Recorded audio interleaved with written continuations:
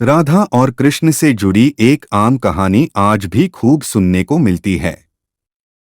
कहा जाता है कि राधा श्री कृष्ण से 5 वर्ष बड़ी थी। जब राधा ने श्री कृष्ण को पहली बार देखा तब उनकी माँ यशोदा ने उन्हें ओखल से बांध दिया था। कुछ लोग यह भी बताते हैं कि वह गोकुल अपने पिता वृषभानुजी के साथ आई थी और संकेत तीर्थ पर पहली बार दोनों की मुलाकात हुई। इस मुलाकात के दौरान जब राधा ने कृष्ण को देखा तो वह उनके प्रेम में पागल हो गई और कृष्ण भी उन्हें देख बावले जैसे रहने लगे। किताबों में लिखी बातें और कहानियों पर जब आप गौर करेंगे तो पता चलेगा कि राधा श्री कृष्ण की मुरली की धुन सुनकर नाचने लगती थी। वह उनसे मिलने के लिए बाहर निकल जाती थी। लेकिन जैसे ही यह प्रेम प्रसंग वाली बात गांव के लोगों को मालूम चली, तब समाज के लोगों ने राधा को उसके घर से बाहर निकलना बंद करवा दिया।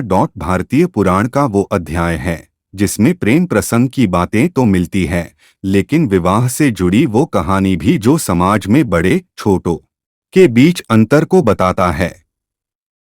लोगों द्वारा इस शादी को स्वीकार न करने पर कृष्ण माता यशोदा के पास जाते हैं और उनसे कहते हैं कि माता, मैं राधा से विवाह करना चाहता हूँ।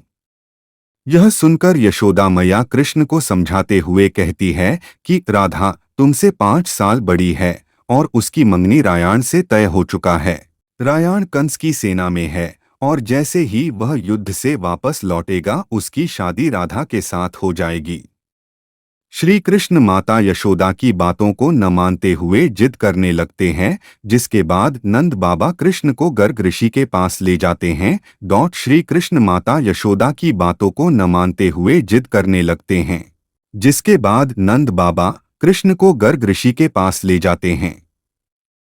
गर्ग ऋषि कृष्ण को समझाते हुए कहते हैं कि तुम्हारा जन्म किसी खास लक्ष्य के लिए हुआ है। इसकी भविष्यवाणी पहले ही हो चुकी है कि तुम तारणहार हो हे कृष्ण। इस संसार में तुम धर्म की स्थापना करोगे।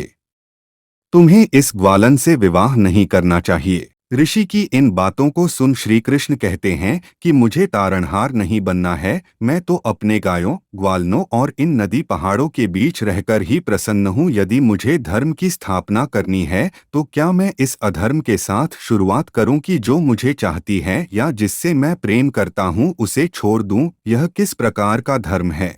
गर्ग मुनि उन्हें फिर से समझाते हैं और एक रहस्य बताते हुए कहते हैं कि तुम यशोदा और नंद के नहीं बल्कि देवकी और वसुदेव के पुत्र हो और तुम्हारे माँ बाप को कंस ने जेल में बंद कर रखा है। भगवान कृष्ण इस रहस्य को सुन खुद को राधा के प्रेम मोह से अलग कर लेते हैं और गर्ग मुनि से पूछते हैं कि कृपया मेरे बारे में और कुछ बताइए। तब गर्ग ऋषि कहते हैं कि नारद ने तुम्हें पहचान लिया है और तुमने अपने सभी गुणों को प्रकट कर दिया है। तुम्हारे ये लक्षण इस ओर संकेत करते हैं कि तुम ही वो महापुरुष हो जिसके बारे में ऋषि मुनि चर्चा करते हुए आ रहे हैं। हे कृष्ण, तुम एक आम इंसान नहीं बल्कि तुम्हारा जन्म एक परमात्मा के तौर पर हुआ है। कहा जाता है कि कृष्ण गर्ग मुनि की इन बातों को सुन गोवर्धन पर्वत की सबसे ऊंची चोटी पर जाकर अकेले आकाश को देखने लगते हैं और राधा के प्रेम मोह से भी खुद अलग कर लेते हैं। कई विद्वान मानते हैं कि स्कंद पुराण में श्री कृष्ण को आत्माराम कहा गया है, अर्थात जो अपनी आत्मा में ही रमण करते हुए आनंदित रहता है और उसे किसी दूसरे की आवश्यकता नहीं पड़ती है। लेकिन इस नाम को लेकर एक तर्क यह भी दिया जाता है कि श्री कृष्ण को आत्माराम कहने के पीछे की असली वजह राधा है, जो उनकी आत्मा है। यही कारण है कि राधा और कृष्ण को कभी कोई अलग नहीं कर सकता।